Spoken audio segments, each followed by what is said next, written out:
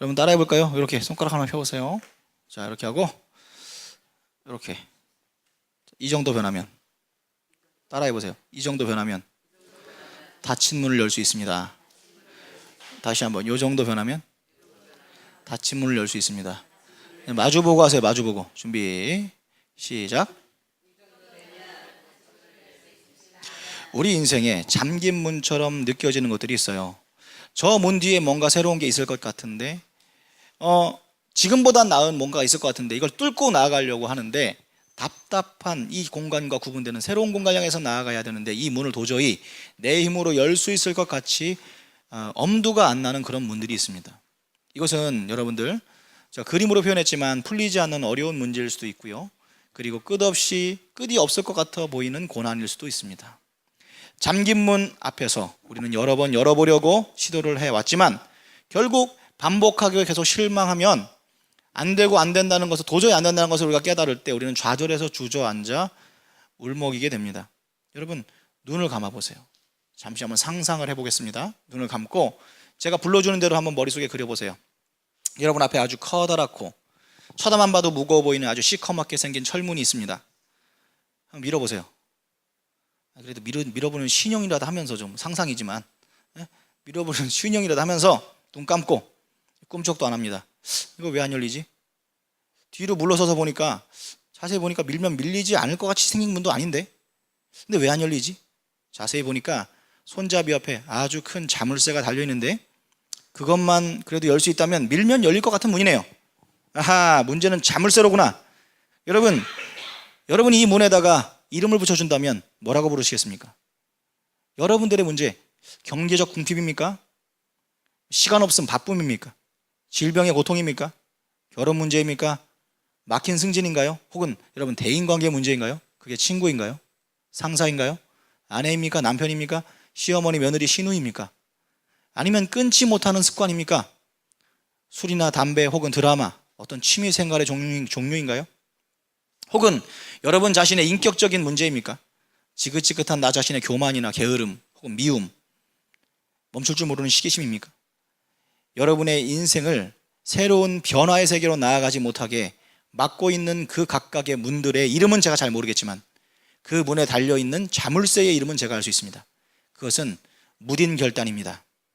열쇠는 없고 그래도 열어야 하겠고 그래서 힘껏 당겨보지만 팔만 아프고 당연하게 소용이 없어요. 어떻게 하지? 주변에 뭐 쓸만한 게 없을까? 둘러보세요. 벽돌이 하나 보이네요. 아, 굉장히 크고 단단해 보여. 집어드세요. 힘껏 내리찍어 보세요. 이런 벽돌만 부서져 버리고 자물쇠는 기스 하나 가지 않았습니다. 또다시 주변을 살펴보세요. 이게 뭐지?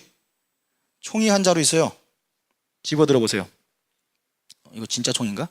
실물은 처음 보는데. 조심스럽게 잡고 자물쇠를 겨눠 보세요. 혹시 여러분 뭐가 튈지 모르니까 한 두세 걸음 정도 뒤로 물러서세요. 그리고 다시 조준을 하세요. 방아쇠를 당기세요. 당기고 있는 거 맞아요? 당기고 있어요? 네, 자물쇠가 박살이 났습니다. 눈을 뜨세요. 자물쇠가 부서졌어요. 여러분 문은 말이죠, 무거워도 원래 열리도록 되어 있습니다. 아무리 튼튼해 보여도 문은 원래 열리도록 만들어진 거예요. 문은 그냥 열면 돼요.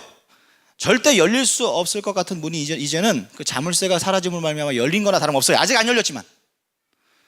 아까 눈 떠서 된다는데 아직 감고 계신 거예요. 자, 여러분 어떻게 했죠? 여러분들이 1시간이든 2시간이든 여러분의 힘으로 아무리 자물쇠를 붙잡고 여러분의 몸무게를 실어서 잡아당겨도 힘이 다 빠져나가도록 매달려도 헛수고입니다. 여러분의 힘으로 열 수 없고 그리고 벽돌로 내리찍는 여러분의 일상에서 동원할 수 있는 가장 큰 힘을 동원해서 과격한 힘으로 내리찍어도 자물쇠는 깰 수 없었습니다. 그런데 여러분에게 한 손에 쏙 들어오는 이 작은 총 한 자루 속에는 여러분들이 일상에서 동원할 수 없는 허락되지 않은 금단의 파워, 엄청난 힘이 들어있는데 그 속에 들어있는 나와 상관없는 이 안에 들어있는 이 힘을 끌어내기 위해서 여러분들이 해야 하는 수고는 방아쇠를 잡아당기는 정도의 노력입니다. 다시 따라해 봅시다. 손가락을 살짝 구부리면서, 많이도 않고 이렇게도 안 구부려도 돼. 이렇게 살짝 구부리면서 이 정도 변하면 닫힌 문을 열 수 있습니다. 이스라엘 백성들이 출애굽을 하고 나서 이집트 군대가 무섭게 추격해 오는 상황 앞에서 앞에는 바닷물이 가로막고 있고 뒤로 가면 칼에 찔려 죽게 생겼습니다. 앞으로 가도 물에 빠져 죽게 생겼습니다. 겁에 질린 백성들은 정신이 나간 사람들처럼 눈이 풀려서 아우성을 치고, 모세는 믿음의 말로 설득해 보지만 비명치는 소음에 묻혀서 모세의 말은 자기 귀에도 안 들려요. 여러분, 오늘 말씀 한번 여러분들이 읽어보세요. 같이 함께 읽어보겠습니다. 13절 한번 읽어보세요. 자, 13절 14절 같이 읽어보겠습니다. 시작.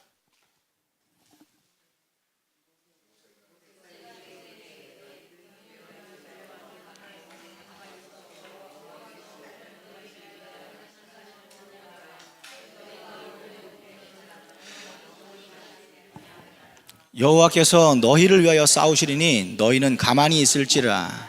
여러분, 되게 멋있지 않습니까? 말이? 뭐 찬양도 이거 노래 볼 때는 보라 너희는 두려워 말고 굉장히 강력해요. 너희를 위해서 막 고음으로 막 하죠. 근데 제가 이 상황을 상상해 봤는데, 말은 무진장 멋있는데 이거 이스라엘 백성들이 하나도 못 들었을 거라는 겁니다. 사람들이 믿음 없음에 취해 있을 때는요, 자기들 비명 지르냐고 소리가 안 들려요. 그리고 아마 주변이 시끄러워서 모세가 자기가 말하는 말도 자기 귀에 안 들렸을 거예요. 그거를 알 수 있게 해주는 말이 그 다음 절에 나와요. 모세가 하늘을 향해서 부르짖죠. 주여! 왜?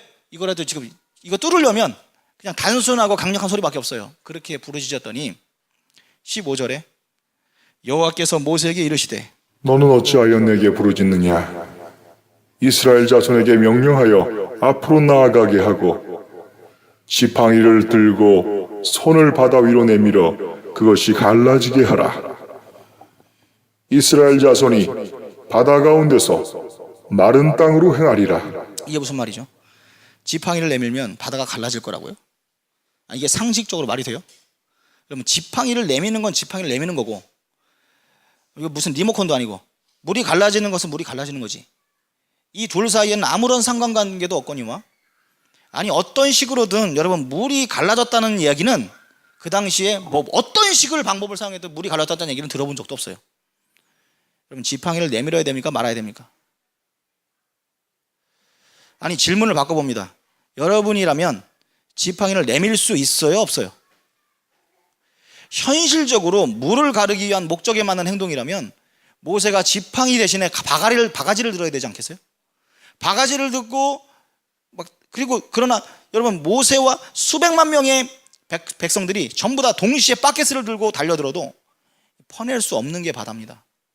만약에 이 사람들이요 자기네들이 이거 할만한데 라는 것이 있었으면 했을 거예요. 기도 안 하고 부르짖지도 않고 했을 거예요. 그거 어떻게 할 수 있느냐? 이집트의 위에 보면 그렇게 당했어. 하나님 살아계시다는 걸 그렇게 당했었는데도 소문 들으니까 이스라엘 백성도 쫓아가면 잡을 수 있을 것 같아. 아니 얘네들을 놔준 이유가 뭐예요? 전쟁에서 져서 놔준 거예요? 아니잖아요. 하나님의 그 무시무시함을 느꼈기 때문에 놔준 거잖아요. 그런데 그 하나님이 지금 어디 가셨어요? 그럼에도 불구하고 이거 할만하겠는데 싶으니까 뭔가 군대 다 동원해가지고 뒤쫓아오죠. 사람이라는 게 이래요. 내가 아무것도 할 수 없을 것 같을 때는 하나님의 능력으로 한번 위기를 넘긴 추억들과 기억들이 다 있는데, 이상하게 이번엔 좀 할만할 것 같으면 또다시 인간적인 방법을 동원해서 자기가 할 수 있는 방법을 해버리고 말아요. 그러나 여러분 우리가 모두 다 이미 결론을 알고 있다시피 결론적으로 이 바다는 하나님의 여십니다. 그런데 바다를 가르시기 전에 하나님께서 백성들에게 요구하는 것이 딱 두 가지 있는데, 먼저 백성들은 앞으로 나아가도록 하는 것이고, 아직 안 갈라졌는데 나아가도록 하셨고, 그리고 모세는 지팡이를 내밀게 하셨습니다. 이 두 가지 행동은 전혀 다른 행동이지만 공통점이 있습니다. 둘 다 뒤가 아니라 앞을 향해서 능동적으로 움직이게 만들었다는 것과, 그냥 하려고만 하면 마음만 먹으면 누구나 할 수 있는 행동이라는 겁니다. 예를 들어서 뭐 공중에서 제비 세 바퀴를 돈 다음에 낙법을 하라 이런 것도 아니에요. 특별한 재주 있는 사람만 할 수 있는 게 아니라 앞으로 나아가는 거 아무나 할 수 있고, 지팡이 내미는 거 아무나 할 수 있어요. 그리고 또 하나 더 있다면 정작 문제 해결과는 아무 상관도 없는 행동이라는 점입니다.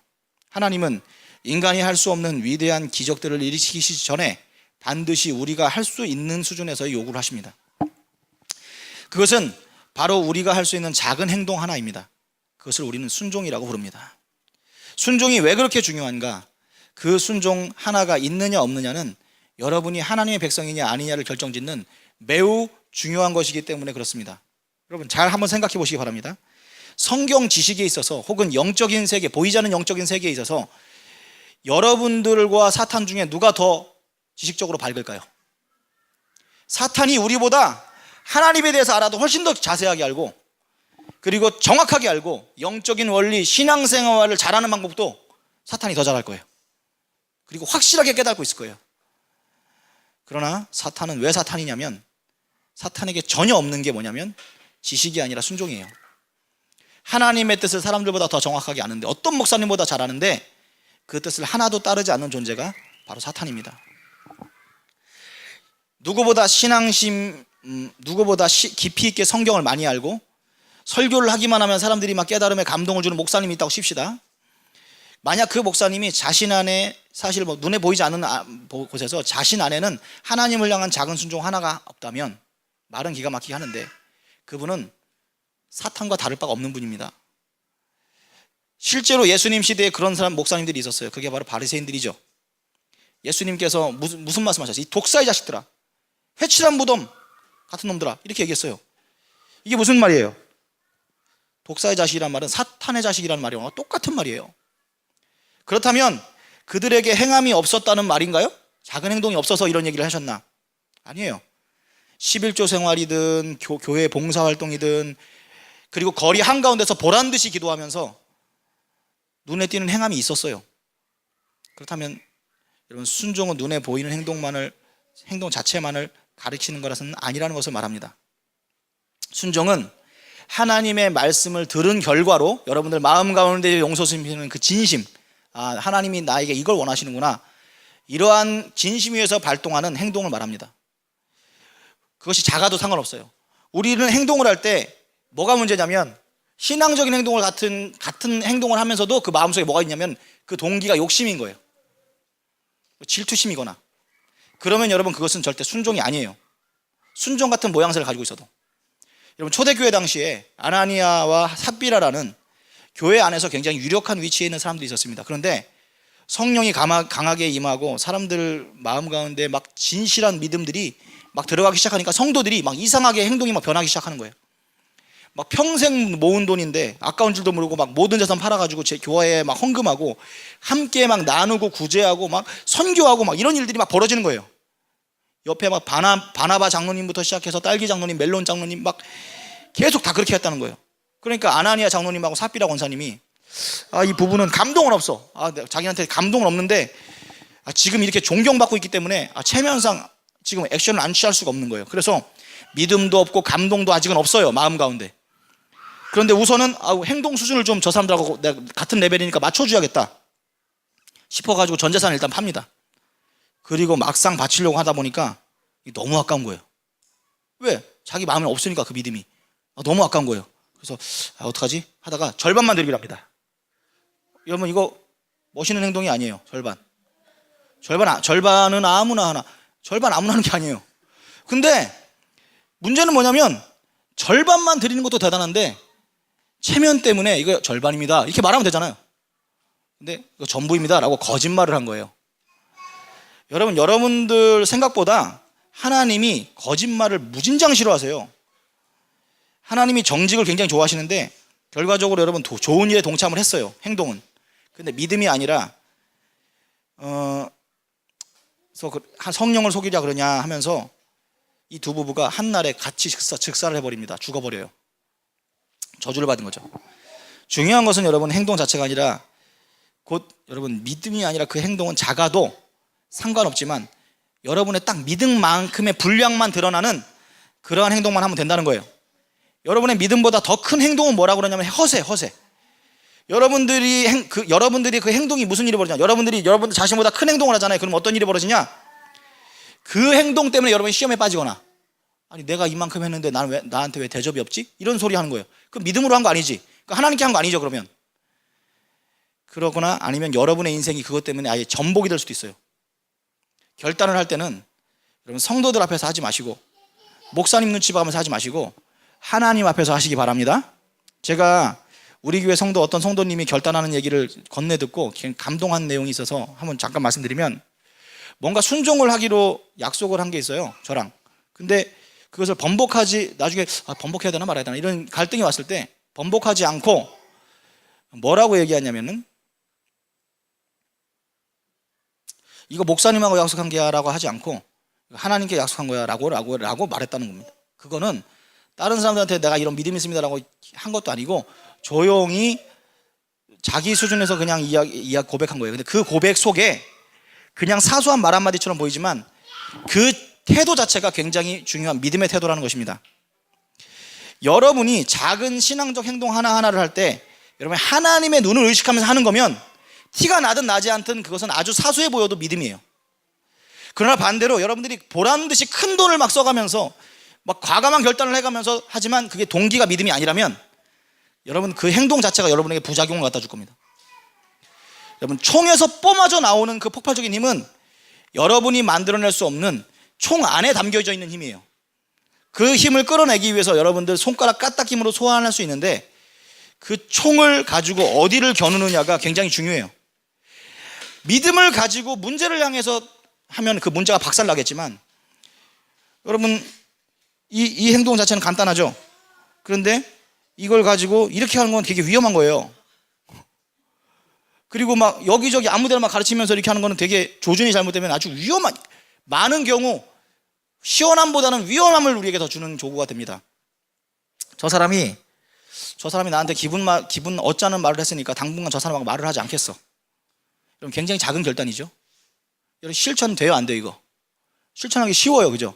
많은 경우 실천하고 있어요. 그 갈등이 생각보다 오래 가요. 당분간 말을 하지 않겠어가 보통 10년, 20년도 갑니다. 왜냐? 여러분 하나님은 뭐라고 여러분에게 자꾸 감동을 주냐면 사랑해라, 용서해라, 용납해줘라. 여러 차례 감동도 줬고 그리고 말씀도 주고 명령도 했어요. 막 귀에다 대고. 근데 여러분이 불순종을 하잖아요. 그러면 반대 방향으로 행동하는 거, 이거를 방향을 바꾸는 것과 똑같은 거예요. 다음 시대를 책임질 하나님의 선택받은 교회가 틀림없는 씨앗교회에 부름을 받았다는 것은 지금은 표가 안 나지만 여러분 하나님께서 여러분 축복하고 있다는 뜻입니다. 그런데 어느 날 씨앗교회 그 축복으로 엄청난 축복, 자기도 모르는 축복 가운데 여기에 부름을 받았는데 조용히 사라진 분들의 공통점을 저는 정확하게 정의 내릴 수 있어요. 그 사람들의 행동과 말의 의미가 뭔지를 저는 알 수 있습니다. 한 명도 예외 없이 전부 다 불순종이 원인이에요. 전부 다 시작은 사소한 거예요. 다 시작은 뭔지 아세요? 이거예요. 이 사람이 어떤 사람이든 아니 이 부분이 내 마음에 안 들어. 그러면은 여러분 딱 귀에 딱지가 않도록 들은 여러분 하나님 말씀이 작동을 해야죠. 어떻게? 이거 용서하면 되는 거예요. 여러분이 별거 아닌 거야. 그거 그 말도 별거 아닌 거고 그 행동도 별거 아닌 거예요. 그냥 받아들여주면 돼요. 주도권은 여러분 받아주는 사람한테 있는 겁니다. 하나님께서 실천하라고 한 사랑은 그렇게 대단한 게 아니에요. 남에게 대접받고자 하는 대로 여러분이 하시면 되는 거예요. 이게 순종인데 그 작은 말 한마디 행동 하나를 꼭 반대 방향으로 트는 거예요. 용서할 수 없어. 어떻게 그럴 수 있지? 섭섭해. 연락 안 할 거야. 말도 안 섞을 거야. 그리고 그걸 실천해요. 이게 불순종인데. 그러면 여러분 결과적으로 자신만 죽는 겁니다. 장담하건대 그렇게 해서 실패한 사람들 천국 가서 절대 핑계대지 못해요. 그 사람 때문입니다 라고 말 못해요. 그거 네 탓이라고 할 거예요, 하나님이. 여러분의 이 작은 까딱임 있잖아요. 손가락 까딱임. 이거 출발점이 성경 말씀을 듣고 알게 된 하나님의 뜻이 그 출발점이길 바랍니다. 이렇게 아멘 하셔야 되는 거예요. 아멘.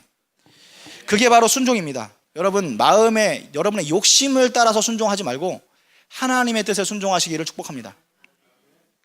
지난 9월 9일에 저는 나름대로 특별한 결정을 하나님께 올렸죠.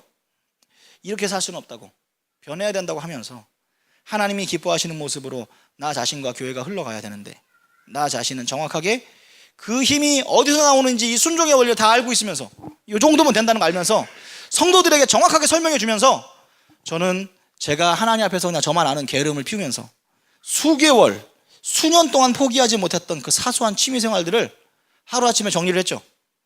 그것은 정말 이 손가락 구부리는 정도의 결단에 불과한 거예요. 결코 야 이거 불가능하겠는데 나라라면 도저히 못해라고 하는 그런 종류의 것이 아니에요. 지팡이 내밀라고 하면 그냥 내밀면 되는데, 내밀었을 때 왜 못 내미냐면, 이거 내밀었을 때 물이 갈라질 것이라는 믿음보다는 안 갈라질 거라는 확신이 너무 커가지고 못 내민 거예요. 이게 못 내미는 게 아니라 안 내미는 거예요. 내미는 능력이, 이 팔에 근육이 이게 무슨 파킨슨씨 병이 있어서 못 내미는 게 아니고, 만약에 그래도 또 내밀어도 믿음 없이 내밀면 어떻게 하는 거예요? 멋있게 쫙 내밀었는데 아무 일도 안 벌어지는 것 같아. 그러면은 밑에 백성이 뭐 하시는 거예요? 그러면 체조하는 거야. 그러면 장례식장 가가지고 말하기 여러분이 성령께서 감동을 주셨는데 가서 그 시체를 향해서 야, 나사로야 일어나라 이렇게 말하고 여러분 감동을 받아도 왜 우리가 입을 못 열어요? 그 시체가 일어날까 봐 두려운 게 아니에요. 안 일어날까 봐 두려운 거지. 그거 완전 얼마 쪽팔려. 그러나 하나님이 또 그런 감동을 여러분에게 주시지 않아요. 누구나 입만 열면 할 수 있는 말이에요. 여러분, 만약에 여러분들 진짜 하나님이 그런 감동을 주셨어. 장례식장 가가지고 그 사람, 죽은 사람 이름 부르면서 누구야 일어나라 라고 하면 이걸 할 수 있어요, 없어요? 할 수 있어요, 없어요? 할 수 있지 왜 못해? 그러나 못해요. 왜? 믿음에 관련된 거거든요. 여러분, 그런 말은 하나님께서 그런 자 감동 안 주셔요. 그렇지만 이런 감동은 순종할 수 있잖아요. 그 사건의 진위 여부를 떠나서 야 그냥 먼저 미안하다고 해. 이 말을 왜 못해요? 그 말 한마디가 사실은 저 사람이 80% 잘못했는데도 내가 미안하다고 한 그 한마디가 이 관계, 죽은 관계를 일으켜 세우고 자존심 버리고 여러분이 잘못한 거를 그냥 스스로 내가 잘못했습니다. 아니 잘못 없는 거에 대해서 얘기한 게 아니라 내가 잘못한 것도 자존심으로 잘못했다고 말을 못하지. 잘못했습니다. 이 말 한마디 할 때 하나님께서 그 감동 주시는 거예요. 왜 그 말 한마디에 순종을 못해요? 그리고 그 순종하는 대신에 왜 엉뚱한 행동을 합니까 또? 지난 9월 이후에 저는 느껴보지 못했던 놀라운 변화들을 전에는 본 적이 없는 많은 변화들이 지금 한 달 사이에 일어났습니다. 이 모든 변화의 출처는 분명합니다. 나는 하기 싫지만 하나님께서 기뻐하신다고 믿었기에 결단해버린 담임 목사의 몇 가지 결단이 태풍처럼 교회를 흔들고 있습니다. 그냥 그저 작은 취미생활 몇 개 정리하고 하기 싫은 실십일 철야를 시작했는데 정말 우연히도 모시기 힘든 대단한 분들이 오셔서 설교를 해주시질 않나. 한 달도 안 돼가지고 여러분 제가 한 달도 안 되는 사이에 강사분을 3분 모셨는데 처음에 첫 분 한 분도 못 모신 이유가 뭐예요? 제가 말씀드렸죠. 창피하지만 사람이 드릴 돈이 없어서 해주겠다는 것도 머물거리고 있었어요. 그런데 지난달에 그분들 싹 다 모시고도 넘쳐 흘렀습니다. 재정이 넘쳤다고요. 70일 축제를 70일이 끝나고 제가 전도 축제를 선포했죠. 거기까지 들으셨죠? 정확하게는 70일 마치는 그 당일날은 11월 17일이에요. 토요일인데 우리 교회 개청 예배를 선포합니다. 우리 예배 개청 예배 드립니다. 여러분 다음 날은 그러니까 18일 날은 전도 축제인 거예요. 여러분 누가 이렇게 큰 행사를 하루차례 잡습니까? 저는 그럴 만한 담력도 없고 능력도 없는 사람인데 이 힘이 어디서부터 나와요? 여기서부터 출발하는 거예요. 손가락 갖다 3년 동안 여러분 우리 교회가 개청 예배를 안 드린 이유가 뭐예요? 개척한 지 3년 됐는데 안 드린 게 아니라 못 드린 거예요. 그 3년 동안 묶여있던 것을 풀어버리는 힘이 어디서부터 시작됩니까? 자립도 안 된 개척교회가 선교 중심의 교회로 선포를 하고 실제적으로 발을 한 발자국 한 발자국을 떼는 순종을 할 때 여러분 놀라운 이 역사의 기적이 시작되는 것입니다. 목사님 한 사람이 단 한 사람의 순종이 이렇게 강하고 급한 폭발력이 발생한다면 몇 명 안 되는 우리지만 여러분들이 만약에 동시다발적으로 하나님께 기쁨을 드리며 순종을 한다면 이론적으로 그래요. 1 더하기 2는 2가 아니에요. 여러분 말 한 마리가 이렇게 끌 수 있는 거 드는 게 아니에요. 끌 수 있는 힘이 2톤이에요. 그러면 2마리 몇 톤 겁니까? 4톤이 아니에요. 24톤을 끌 수 있습니다. 이것이 바로 시너지라는 것입니다. 여러분 다 같이 순종합시다. 아직 순종에 익숙하지 않은 여러분들을 위해서 제가 순종할 수 있는 내용들을 또 정해드렸어요. 예배부터 결단하시라고. 일주일에 한 번 나오시는 분들은 한 번만 더 나오시라고 얘기하면서 아주 순종을 아주 단순하게 해가지고 알려드렸어요. 그리고 모든 예배 다 참석하시는 성실한 분들은 평상시 안 하던 스타일의 기도 한번 하시라고, 뭐 철야를 하든지 금식을 하든지. 다시 한번 도전드립니다. 손가락 까딱이는 정도의 순종을 하나님 앞에 올려드리시길 축복합니다. 여러분, 권총의 폭발력을 여러분들이 막 있는 힘을 다해서 돌을 던진다고 그 권총만한 파괴하는 건 나오지 않습니다. 그러나 여러분이 방아쇠를 당길 힘은 있습니다. 우리가 바다를 쪼갤 수는 없지만 지팡이를 내밀 수는 있고, 아직 열리지 않은 바다지만 전진하라고 해서 내 발걸음을 옮길 수는 있습니다. 우리가 여리고를 무너뜨릴 수 있는 힘은 없지만 입 다물고 성 주변을 돌라고 하는 건 순종할 수 있습니다. 우리가 가나안을 빼앗을 능력은 아직 없지만 원망 대신 정탐하고 나서 그 비전의 믿음의 말은 할 수 있어요. 우리가 죽은 나사로를 일으켜 세울 능력은 없지만 나사로야 일어나라 라고 하는 이 발성이 안 돼가지고 못하는 것이 아닙니다. 개척 예배를 선포한 후에 한 2주 정도 후였을까요? 제가 금요 성령 집회를 준비하는데 하나님께서 마음에 감동을 주시기를 원고에다가, 근데 감동을 준 게 있는데 안 썼어요. 떠올랐는데 원고에다 안 썼어요. 그러고서 설교를 하는데 그 부분에 갔는데 원고에 없는데 또 생각이 나는 거예요. 또 꼭 참아 넘겼어요. 그리고 나서 설교 마치고 기도를 하는데 또 생각이 나는 거예요. 그래서 선포했습니다. 개척 예배를 하면 헌금이 나오면 절반을 선교에 보내겠습니다 라고 선포했습니다. 이게 여러분 참 사람이 간사하게 웃기지 않습니까? 어차피 개척 예배 그 처음에 감동 안 주셔서 개척 예배 안 드렸으면 그게 얼마가 될지 모르지만 하나도 없을 돈이고 지금 얼마인지도 모르고 그리고 내 손에 아직 있는 것도 아닌데 아까운 거예요. 여러분, 선포가 얼마나 중요하냐? 선포를 하고 나면 여러분들이 속으로 결단할 때보다 그 일이 이루어지게 하는데 70%, 80% 이상의 도움이 그 선포를 통해서 임합니다. 방아쇠를 당기는 그 힘이 별거 아닌데 여기에 7, 80%가 뭐냐면 선포에 있어요. 말에 있다고요. 하나님이 그냥 속으로만 생각해도 천지창조 됐겠어요, 안 됐겠어요? 근데 하나님이 말로 선포하셨죠. 빛이 있어라. 이게 굉장히 중요한 거예요. 이 두 가지, 이 사건에는 지금 이 말로 선포와 이 사건, 우리의 실제 삶 가운데는 굉장히 밀접한 영적인 상관관계가 있습니다. 만약에 제가 생각을 해보세요. 어느 날 결단이 생 거야. 내가 70일 철야해야지. 마음속으로 아주 굳게 결심하고 비밀스럽게 시작했다면 중간에 여러 가지 이유로 막 마음이 막 갈등이 생기고 막 집에 있는 막 아이들과 아내가 보고 싶고 막 이럴 때 저는 사랑이 충만하니까 막 중간에 막 일어서고 싶지 않겠습니까? 그냥 몰래 시작한 거 몰래 그만둘 수도 있는 거잖아요. 아무도 모르는데. 그래서 여러분, 결단은 선포할 때 능력이 되는 것입니다. 사람들 가운데서 그게 선한 일이든 간에 아니면 흠이 되는 일이든 간에 자꾸 다른 사람들 몰래 처리하는 사람들이 있어요. 습관이 그런 사람들이 있어요. 이런 경향을 가진 사람들은요, 영적인 어두움을 가진 사람들이에요. 이게 지금 아까 선포의 반대의 힘을 쓰는 사람들이에요. 예를 들어서 내가 이번에 큰 잘못을 했어요. 그러면은 다음에는 이러지 말아야지 하고 결심을 하고 내가 굳게 결심을 하고 은폐를 하잖아요. 그러면 다음번에 또 그 행동을, 그 사건을 벌일 가능성이 매우 높습니다. 그러므로 선포를 하십시오. 여러분이 결단을 선포할 때 제가 제 게으름을 고백한 것처럼 결단했다고 사람들이 와 멋있다, 야 나이스한 모습 칭찬만 받지 않을 수 있어요. 거기에는 여러분의 수치스러운 부분이 결단 속에 절대 패키지로 포함되어 있을 수도 있습니다.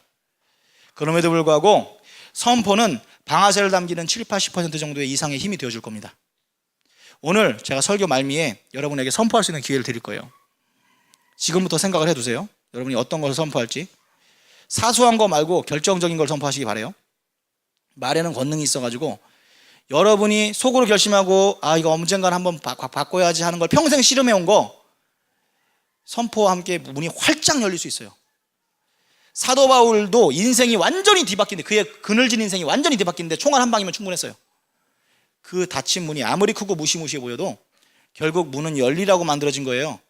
문제는 자물쇠, 여러분들의 무딘 결단이에요. 여러분이 오늘의 선포의 이 기회를 날리지 마세요. 사소한 것을 선포해가지고 중요한 문제를, 여러분 사소한 거 선포하면서 중요한 문제, 진짜 문제 자기가 알고 있는데 그거 피하고 다른 걸로 갖다가 이렇게 페이크 쓰지 마세요. 다른 거 앞에다 전면을 내세우고 사실 진짜 문제는 자기가 따로 있는 거 알면서 가장 센 것으로 하세요. 이 말이 거창한 걸 하라는 얘기가 아니에요. 행동 자체는 비록 작은 것이랄지라도 여러분의 인생을 뒤바꿀 만한 방향을 가지고 있는 것들로 하시라고요. 여러 개 하셔도 됩니다. 제가 파프리카 기도 때 하루에 10시간 이상씩을 기도했던 적도 있어요. 한 12시간 이상도. 분명히 내 힘으로 한 게 아닌 게 틀림없는 것이, 교회에서 제가 자정까지 한 2시간씩 기도하는 게 쉽지 않더라고요. 기도가 싫어요. 그럼에도 불구하고 제가 틀림없이 70일을 틀림없이 할 겁니다, 아마. 왜? 선포를 했기 때문에. 11월 18일 전도 축제 하게 될 거예요. 그러면 개청 예배도 드려지게 될 겁니다. 왜? 선포를 했기 때문에. 그리고 개청 예배 헌금의 절반이 선교로 흘러갈까요, 안 갈까요? 아마 반드시 흘러가게 될 것입니다. 어디로 흘러갈지 몰라도. 여러분이 말한 대로, 여러분의 인생은 여러분이 말한 대로 거기에 가 있을 것이고, 우리가 고백한 비전대로 우리 교회가 거기 가 있을 겁니다. 민수기 14장 28절 말씀에 그들에게 이르기를 여호와의 말씀에 내 삶을 두고 맹세하노라. 하나님이 자기 말씀을 맹세하지 말라고 그래놓고 하나님이 자기 자신을 두고 맹세하시기를 너희 말이 내 귀에 들린 대로 너에게 행하리니. 할렐루야. 이 말씀은 이럴 때 선포하는 것입니다. 제가 최근에 이단들에 대해서 좀 묵상할 수 있는 기회가 있어서 묵상하다가 느낀 새로운 점이 있어요. 제가 어렸을 때에는 이런 환상을 가졌습니다. 우리가 말씀으로 충만해지고 우리 교회가 너무너무 정말 정결하면, 기도로 충만하면 이단이 못 들어오고, 들어오더라도 기도하다가 변화되든지, 아니면 말씀 듣다가 변화될 거야, 아니면 힘들어가지고 못 견디고 튕겨 나갈 거야. 아니었습니다. 아니더라고요. 착각이었어요. 제가 경험해 보니까 이단은 우리보다 더 열심히 기도할 수 있고, 평범함을 넘어서 비범한 열심을 가질 수 있고, 말씀을 암송하라 그러는 거 막 다른 사람들 다 안 하고 있어도 누구보다 열심히 할 수 있더라고요. 단지 그들이 안 되는 건 하나예요. 올바른 하나님의 말씀과 명령에 변화되지 않는다는 것입니다. 하나님의 뜻과 감동이 그들에게 임했을 때 순종이 안 돼요. 마치 마귀가 하나님에 대해서 우리보다 더 잘 알아도 하나도 순종 안 하듯이 말이죠. 만약에 제가 그 이단에게 이렇게 말한다면 어떻게 생각할 것 같아요? 여러분 생각하기에? 당신의 믿음은 잘못됐습니다. 지금 이단교회 출석을 버리시고 우리 교회 나오셔서 신앙생활 제대로 합시다. 기도하면서 최선을 다해서 제가 돕겠습니다.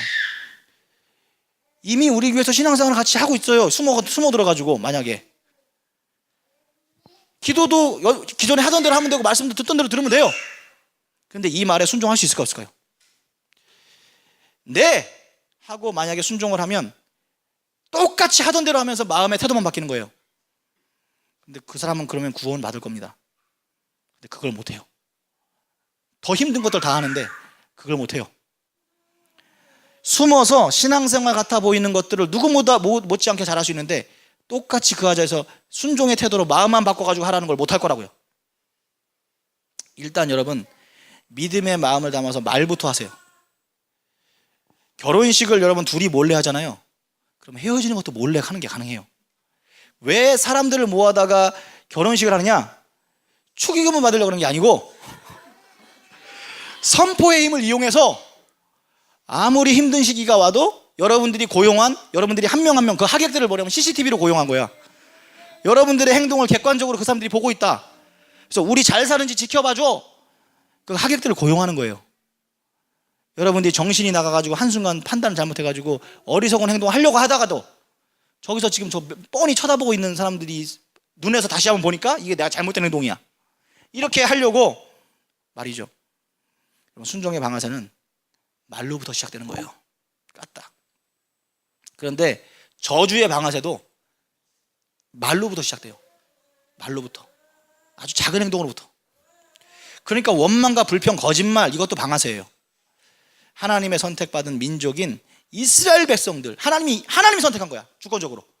근데 그들이 원망과 불평 때문에 통째로 광야에서 다 죽었다는 걸 기억하십시오. 자기 탓이죠. 여러분, 이창배 선교사님 말씀을 다시 한번 떠올려 보시기 바라요. 이게 얼마나 똑같은 맥락인지. 세상도 교회도 변화가 관심사라 그랬죠.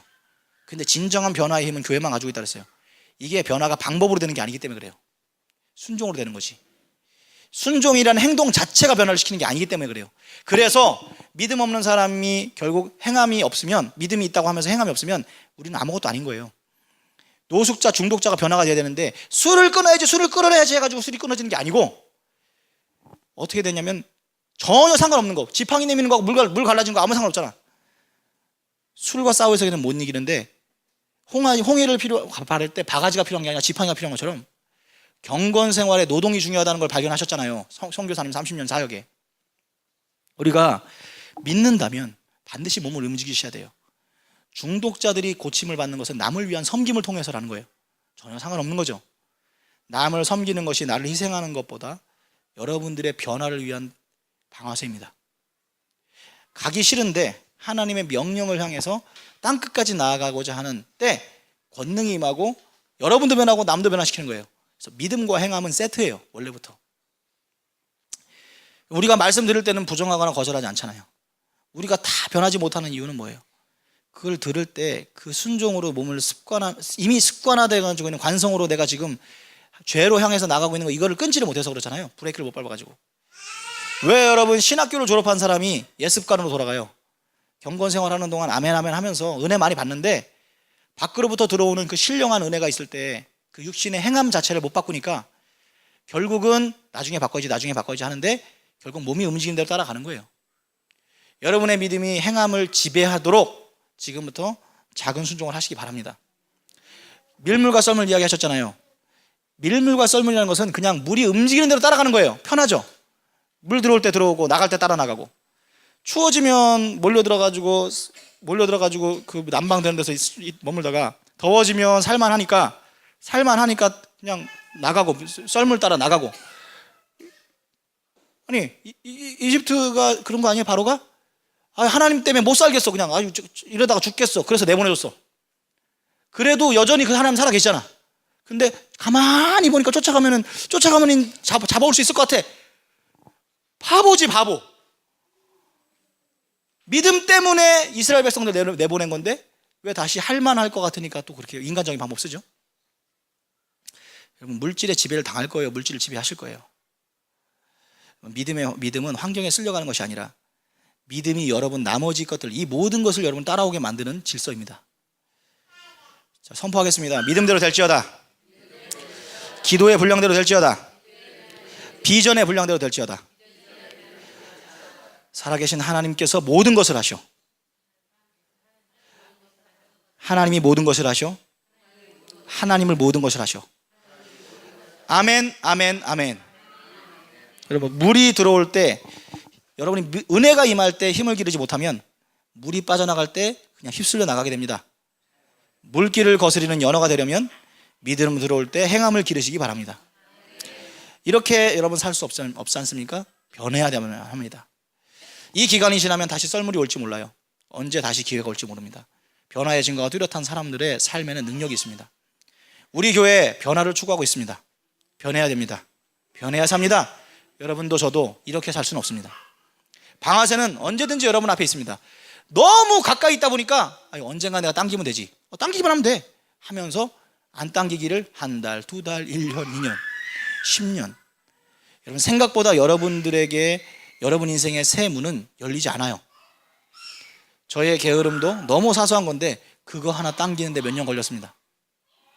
그냥 믿음으로 기도하고 지금 당기시기 바랍니다. 다시 따라해 보시기 바랍니다. 이 정도 변하면 닫힌 문을 열 수 있습니다. 여러분, 찬양 하나 부르고 여러분의 결단과 선포를 듣는 시간 갖도록 하겠습니다.